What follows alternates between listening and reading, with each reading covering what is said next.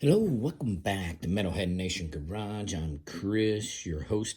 Hey, give us a thumbs up, subscribe to the channel. Hey, we're talking about Van Halen 3, the Gary Cherone era, with this one album.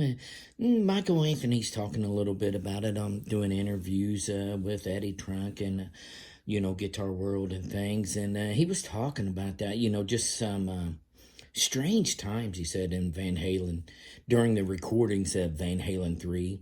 It was the only album with Gary Cherone, which was definitely strange beast, recorded in strange times. So he says he remember Alex Van Halen going through a divorce. They'd be in the studio playing and he'd have to get up and go and talk to his lawyers and stuff.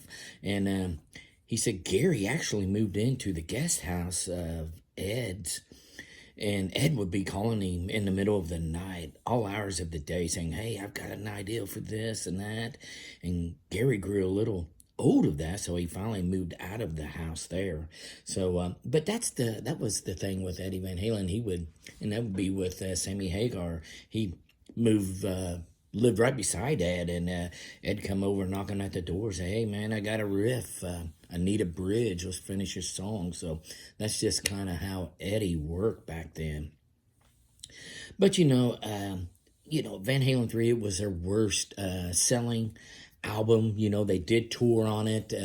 They did was doing some more tracks with Gary Cherone for a second album, and Warner Brothers turned it down. They was wanting to hit on it and they didn't hear that hit. So after that, Gary kind of exit the band. So just a little brief history with Michael Anthony on Van Halen 3, the Gary Cherone era. And that'll be this edition of Metalhead Nation Garage. We'll see you next time.